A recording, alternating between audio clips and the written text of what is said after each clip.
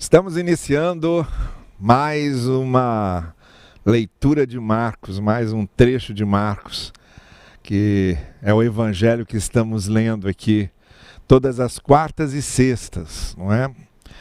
Nós estamos dando um tempo no sextou. Tivemos aqui durante vários meses seguidos o sextou na Barão, mas agora estamos intervalando aí um pouco o sextou porque estamos reprogramando, reconfigurando. Então, até o momento em que voltarmos com o novo sextou, vamos ficar aqui quartas e sextas, lendo o Evangelho de Marcos até o final. Já estamos avançando para além da metade, vamos hoje para o final do capítulo 9, e aí seguiremos na segunda parte do Evangelho de Marcos. Muito bem-vindo, então, e que Deus abençoe a nossa leitura de Marcos de hoje.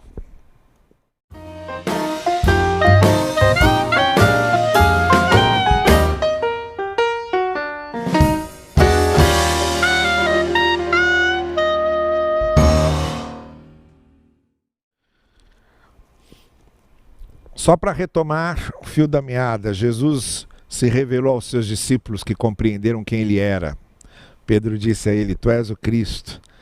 Depois Jesus deixou claro qual era a sua missão: "Eu vim para que os homens me neguem, me rejeitem, para morrer e para ressuscitar ao terceiro dia." E agora nós estamos aí na fase de Jesus saindo da Galileia, se encaminhando para a Judéia, está ali nos últimos acontecimentos da Galileia, já se preparando para viajar para a Judéia, que é o que acontece no início do capítulo 10, mas também está ajustando a visão dos discípulos sobre o que ele é, o que é a missão e o que nós então devemos ser e como devemos tratar a missão que temos.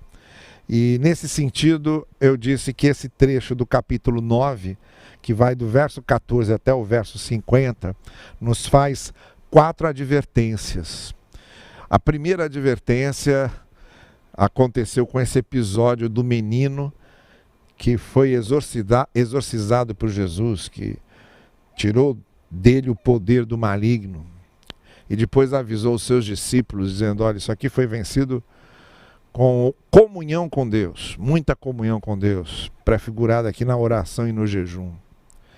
Esses momentos de comunhão com Deus que fortalecem a gente espiritualmente." E aí então Jesus faz essa primeira advertência: não reduzam questões de fé a meros teologismos, a meros literalismos, a abstrações intelectuais. Nós estamos lidando com algo que vai para além do terreno, para além do material. A fé em Deus já é algo que está para além do terreno e material, porque Deus está para além do terreno e material. Então Jesus diz: cuidado, não reduzam sua fé só às coisas terrenas. A fé é algo mais profundo e a missão que vocês estão recebendo vai exigir de vocês que vocês tenham essa visão para além do terreno e do material. Vocês vão depender essencialmente dessa comunhão muito estreita com Deus para realizarem a sua missão. Essa é a primeira advertência que Jesus faz. As outras 3 advertências Jesus faz também aos seus discípulos, mas à medida em que algumas coisas aqui vão acontecendo até o final do capítulo 9, que é quando Jesus encerra então seu ministério na Galileia e parte para a Judéia. Então Jesus está aqui, vamos dizer, aparando as arestas, não é? Deixando bem claro para os discípulos: olha, quando chegar na Judéia, vai acontecer aquilo que eu falei. Vou ser preso, vou ser morto, vou ressuscitar, e vocês é que vão dar prosseguimento aqui a essa obra, a essa missão. Então ajustem o que precisa ser ajustado. Nós estamos ajustando aqui o que precisa ser ajustado para vocês cumprirem a sua missão. Essa primeira advertência Jesus fez, vai fazer mais 3. A segunda advertência é a que vem nesse trecho, do verso 33 ao verso 37. E chegaram a Cafarnaum. A gente já conhece bem essa cidade, é a cidade de Pedro, é a cidade onde Jesus começou o seu ministério na Galileia, está passando lá pela última vez, está já, como eu disse, a caminho da Judéia. E quando ele estava em casa, que era a casa de Pedro, como a gente já viu, perguntou-lhes: "O que vocês estavam discutindo no caminho?" Que caminho? No caminho de onde eles estavam lá quando aconteceu a transfiguração e no pé ali do monte aconteceu o episódio dessa libertação que Jesus deu àquele menino. De lá para Cafarnaum, de lá de volta para a casa onde eles estavam, Jesus percebeu que eles estavam lá num debate muito grande. Estavam lá numa discussão muito calorosa. Tão calorosa que Jesus percebeu e perguntou: o que é que vocês estavam discutindo no caminho? E aí eles ficaram envergonhados, né? O texto do verso 34 diz: eles guardaram silêncio, não responderam, porque no caminho haviam discutido sobre quem era maior. Esse texto ele é melhor explicado em Mateus e Lucas.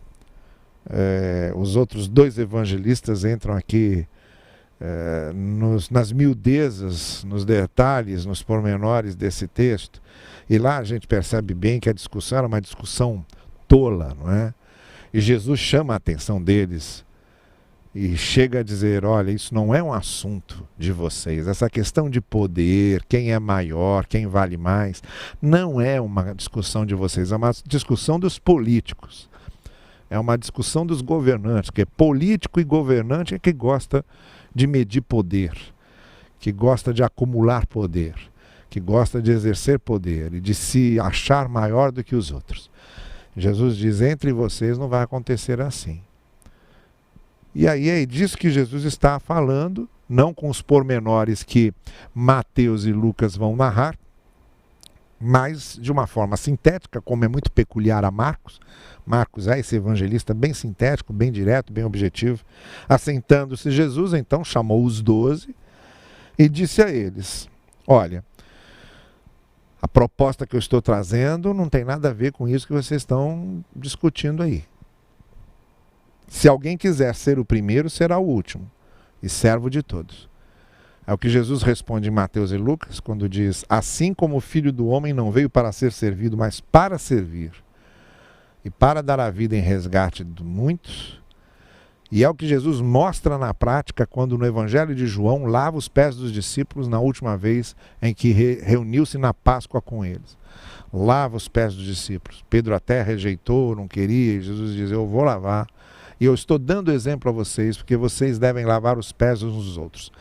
Então o que Jesus deixa muito claro aqui é que essa discussão de poder, de domínio, de quem é o maior, não se refere ao reino dele.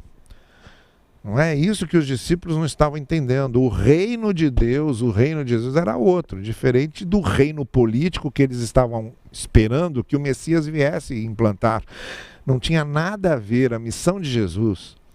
E Jesus como Messias, o Cristo, não tinha nada a ver com o Messias das expectativas e das ideias dos discípulos. A gente já falou bem sobre essa questão aqui em outro texto.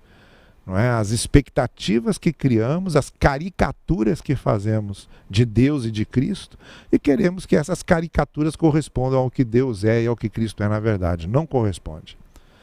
Então Jesus está dizendo: essa caricatura de reino que vocês fizeram não é o meu reino. Porque o meu reino não é esse reino político que vocês estão esperando que venha. Não é um reino de domínio, não é um reino de fronteiras, de exércitos, de muralhas. Não é.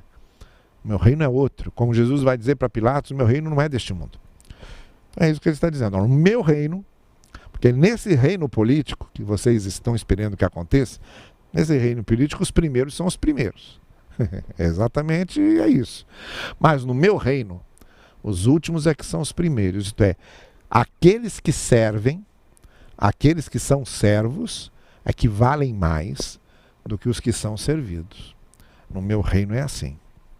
Então essa discussão de vocês sobre poder e domínio não faz sentido no que se refere ao meu reino. Então Jesus vai corrigindo isso, e aí ele toma no braço uma criança, colocou-a no meio deles, e ali, pegando-a nos braços, diz: quem recebe uma destas crianças em meu nome está me recebendo.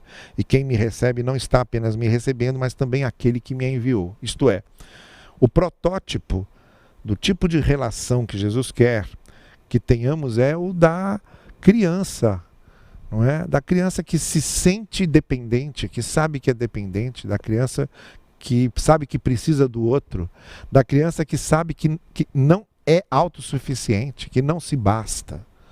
Esse é o tipo de relação que deve haver entre nós e Deus. Deus não nos aceita e nós não pertencemos ao reino dele se não tivermos esse tipo de relação com Deus. E é o tipo de relação que Jesus espera que tenhamos com o outro, não nos sentindo autossuficientes, nem dominadores, sabendo que precisamos uns dos outros, que somos todos interdependentes e nos servimos uns aos outros. Então temos aqui a segunda advertência que Jesus Cristo faz. A primeira foi: não reduzam a fé a coisas meramente terrenas e materiais. A segunda é a seguinte: não transformem a fé num instrumento de concorrência, de competição, de exibição de poder. Aquela rejeição que Jesus Cristo fez da tentação, e tudo isso te darei, se prostrado me adorares, é uma lição para que nós estejamos também resistindo sempre a essas tentações de poder. A fé é a fé que serve. Eu estou falando isso porque nós estamos vivendo, muito especialmente nos dias atuais, dias de muita preocupação com poder clerical, porque muitos líderes exibem esse poder clerical, sentem-se sócios de Deus em poder e autoridade, querem dominar suas igrejas, dominar seus liderados, sentem-se talvez mais importantes até do que o próprio Cristo, acham que as ovelhas são suas, esquecem-se que as ovelhas são de Cristo. Então hoje nós temos aí protótipos desse tipo de liderança em várias partes da igreja evangélica. São aqueles que se sentem mesmo clérigos, sabe? Pertencem a um clericalismo que não faz nenhum sentido no contexto do reino. E estamos vivendo um momento de busca de cada vez poder político maior, não é? Evangélicos estão buscando cada vez mais poder político, para exercer seu poder político, para exercer seu domínio político. E não foi isso que Cristo propôs. Evangelho não precisa de poder político para dar testemunho do reino de Deus, e o reino de Deus, para se manifestar diante dos outros, não precisa dos instrumentos do poder. O reino de Deus nunca precisou dos instrumentos do poder para se manifestar no coração dos homens. Quando a igreja começou a se misturar muito com o poder político, virou o que virou na Idade Média, porque foi a partir da junção da igreja com o poder de Constantino no Império Romano que começou a se criar o que se tornou a igreja medieval, contra a qual a Reforma Protestante levantou. Então essa junção de poder político como instrumento para o Evangelho, poder político não é, nunca foi, nunca será instrumento para o Evangelho se manifestar. E isso Jesus Cristo disse bem claro. Evangélicos que buscam poder político com a desculpa de que estão cavando espaço para a manifestação do Evangelho, estão botando seus pescoços na guilhotina e a lâmina virá afiadíssima cortar os seus pescoços, no sentido de que logo perceberão que foram envenenados pelo veneno com o qual estavam brincando. Esses evangélicos que querem se misturar ao poder com a desculpa de que é caminho para a manifestação do Evangelho, estão segurando a víbora, a serpente, pertinho deles e brincando com a víbora e com a serpente. Porque os políticos e os governantes normalmente só querem uma coisa: usar os outros como instrumentos para reafirmar seu próprio poder, seu próprio domínio. E tem gente que se presta a ser capacho desse tipo de desejo, desse tipo de intento. O Senhor Jesus está fazendo essa segunda advertência aos discípulos. Muito cuidado para não reduzirem então a fé a meras abstrações materiais e terrenas, E muito cuidado para não confundirem os reinos, para não reduzirem a fé a instrumento de poder, a instrumento de dominação, a busca de concorrência e competição para saber quem pode mais, quem está mais alto, quem está mais perto do poder.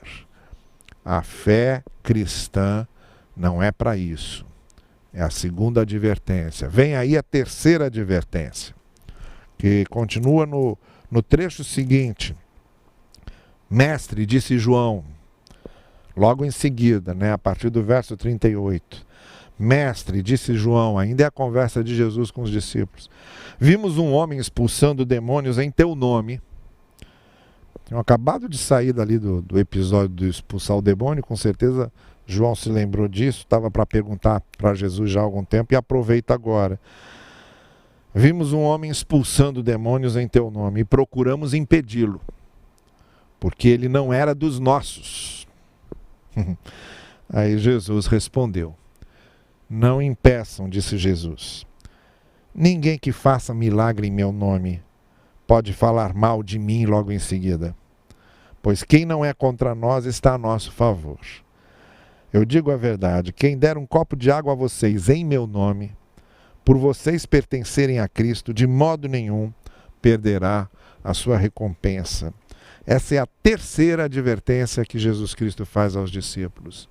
Vocês não são os únicos que Deus pode usar.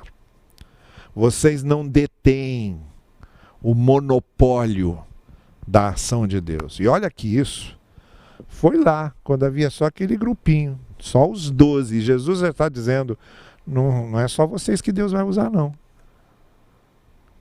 Podem perder essa falsa ideia, não sejam ingênuos assim, não. Eram só lá os 12. Não se sabe quem, não sabemos quem, estava ali fazendo sinais em nome de Cristo. A questão está no nome de Cristo, não é? De alguma forma ele estava cooperando com isso. De alguma forma ele estava cooperando para divulgar o nome de Cristo. Mal ou bem, estava. A gente vai perceber em Mateus, no final do Sermão do Monte, Jesus dizendo, olha, quando me disserem, expulsamos demônio em teu nome, fizemos prodígios em teu nome, eu vou dizer, nunca conheci vocês. Porque não é o que vocês fazem, é o que vocês estão fazendo em meu nome. É o meu nome que é o poderoso aí, o meu nome que é a chave da coisa aí, não são vocês. Então, Jesus estava deixando muito claro, ó, não são prodígios nem exorcismos que mostram que vocês me pertencem, não. E colocando isso que Jesus Cristo disse, à luz do que Mateus registra, a gente tem bem essa ideia de que a pessoa pode até estar divulgando o nome de Cristo e no final não pertencer a ele. Não é? E no final nem sequer pertence a Cristo e não estará na vida eterna com ele. Mas de alguma forma acabou proclamando o nome de Cristo. Por isso eu disse, mal ou bem, acabou proclamando o nome de Jesus. O que Jesus quer dizer aos seus discípulos, e serve como lição para a gente, é que nós não temos o direito de achar que nós somos os únicos usados por Deus. De achar que só através de nós as pessoas vão conhecer o Evangelho. Não é.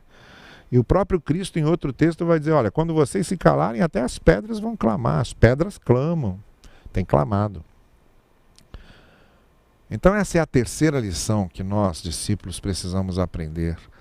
Vamos acabar com essa arrogância de acharmos que Deus só vai usar a gente, que nós temos um monopólio da ação de Deus, que nós somos o único canal que Deus tem de comunicação com o mundo. Não somos, e ainda bem que não somos, porque há muitos de nós que são tão negligentes, há muitos de nós que não se envolvem com nada, há muitos de nós que dão um péssimo testemunho, que se dependesse da gente, muita gente ficaria sem conhecer o Evangelho e sem testemunho da palavra. Ainda bem que Deus não usa só a gente. Então não nos sintamos monopólio da instrumentalidade de Deus. Jesus diz, vamos lá, vamos olhar com cuidado, sabe? Nós não somos os únicos filhos de Deus, né? Houve um tempo aí em que nós batistas, né, chamávamos presbiteriano de primo, metodista de primo, e havia entre os batistas um certo triunfalismo inconsequente, medíocre, bobo, vazio, um certo triunfalismo de que nós éramos os preferidos de Deus, os únicos que realmente possuíam a verdade, os únicos usados por Deus. E aprendemos a duras perdas e a duros custos, porque foi preciso perder muito, passar muita vergonha e pagar muito alto para a gente levar esse chacoalhão da realidade da vida e aprendermos que não somos esses preferidos nem esses exclusivos. E aí a gente olha e vê como é que Deus age em lugares que a gente nunca imaginou.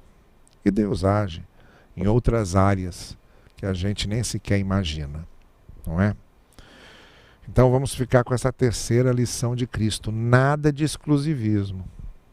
O corpo de Cristo é múltiplo, é plural, de vários membros. Nós somos parte desse corpo. O reino de Deus é amplo. Ele passa fronteiras denominacionais, ele passa fronteiras religiosas, é amplo.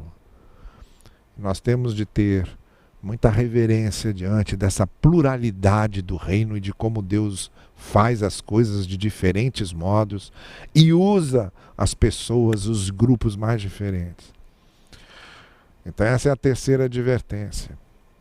A primeira é: não reduzam a fé a questões só materiais e terrenas. A segunda é: não transformem a fé em instrumento para poder, em matéria de concorrência e de disputa entre vocês.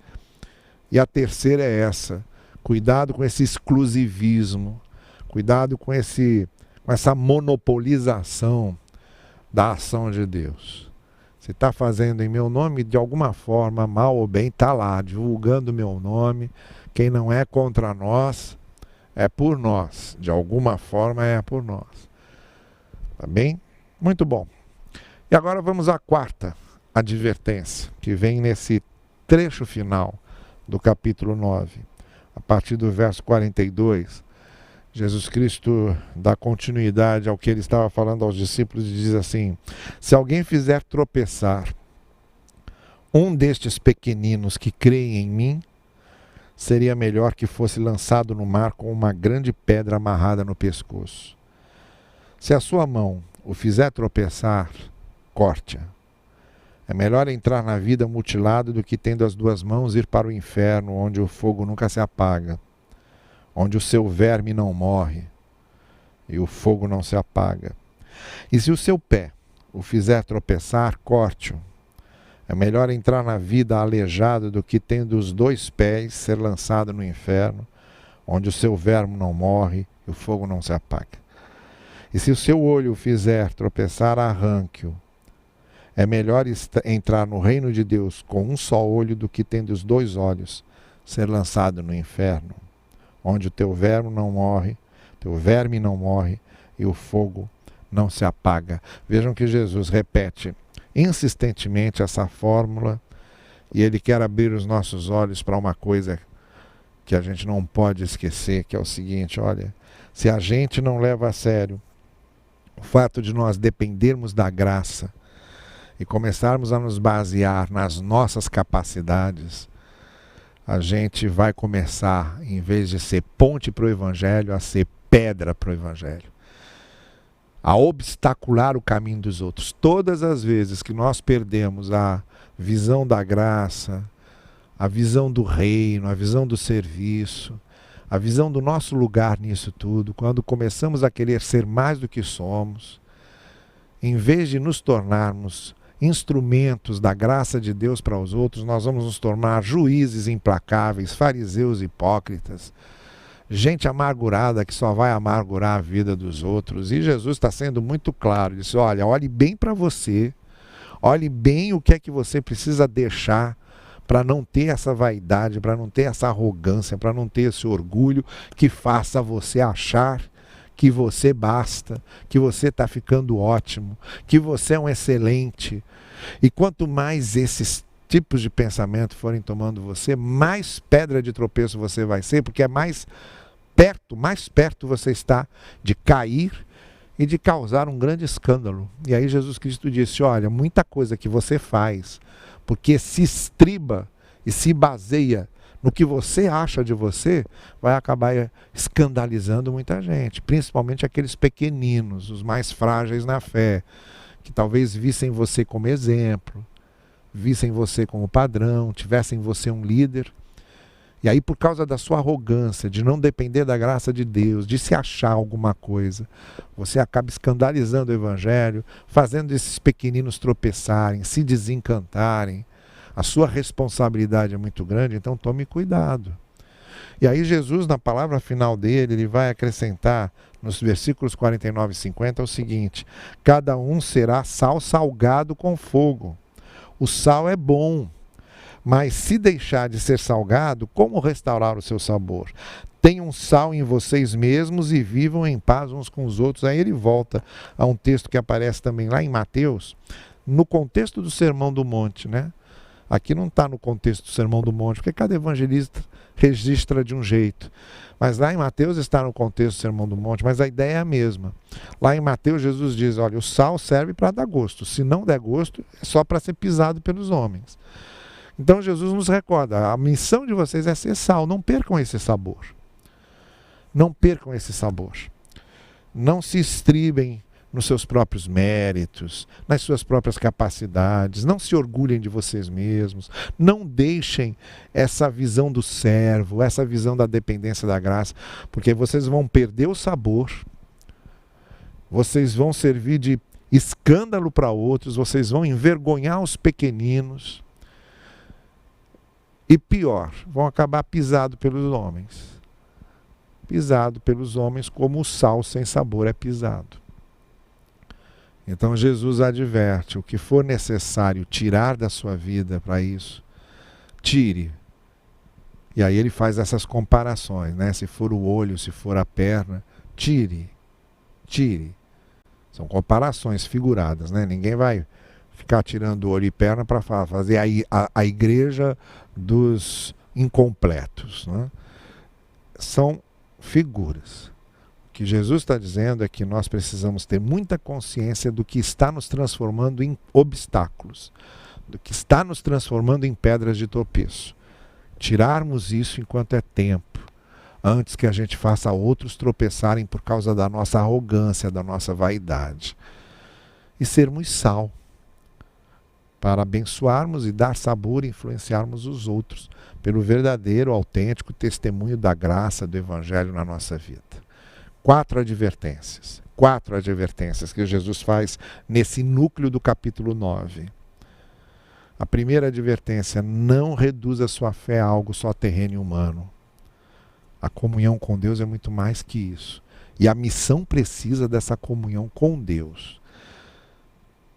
A segunda lição de Jesus, não faça da sua fé instrumento de competição e de disputa de poder, como muitos estão fazendo hoje. A terceira lição de Jesus Cristo, cuidado com o exclusivismo. Nós não temos o monopólio da palavra, o monopólio da ação de Deus. Não somos, não, os únicos instrumentos que Deus pode usar. Não somos mesmo. E ainda bem que não somos.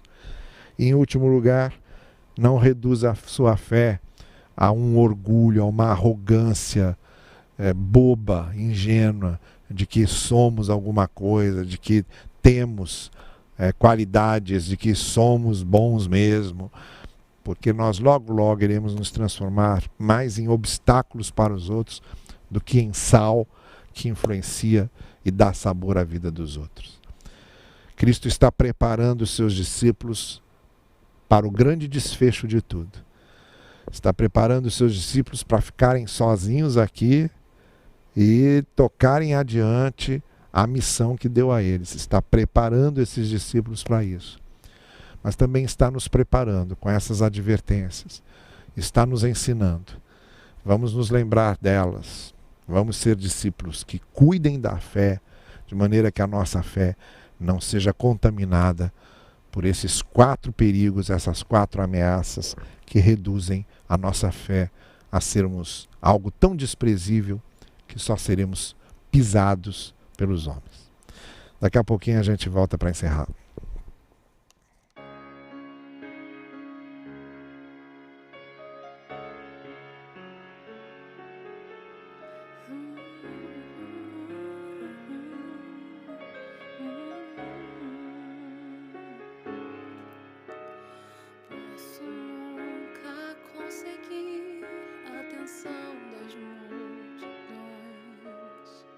nem gente de renome queira um dia me escutar. Mas Deus fez-me um convite para ir ao trono seu, deixar ali junto aos seus pés meu fardo e toda dor. Posso orar quando vem a tempestade, confiando em Cristo, a rocha eterna. Nem contra céus só paz, o seu nome tem poder. Tudo muda em meu viver se eu orar. Quando a estrada que eu percorro não parece mais ter fim, eu descubro que Jesus ali comigo está. Ele nunca me abandona, sempre escuta o meu clamor.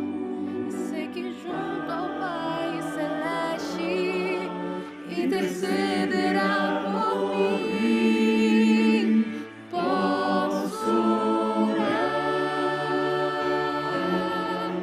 quando vem a tempestade, confiando em Cristo, a rocha eterna. Nele encontra céus só paz, pois seu nome tem poder. Tudo muda em meu viver se eu orar.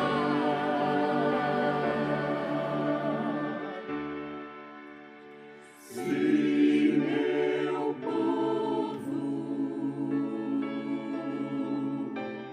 que por mim se chama, confesse humilhar, e orar.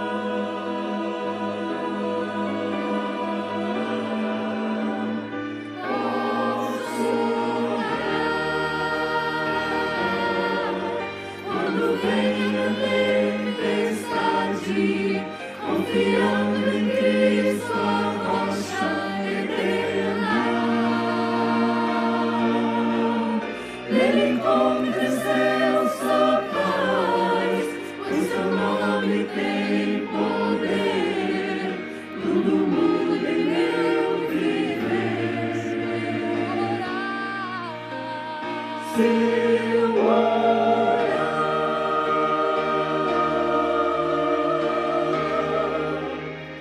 Se eu orar.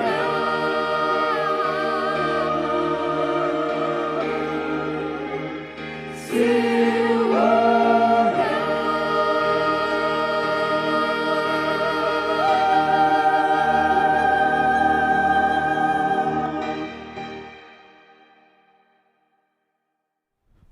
Domingo, 9 horas, nossa transmissão, nosso culto da manhã.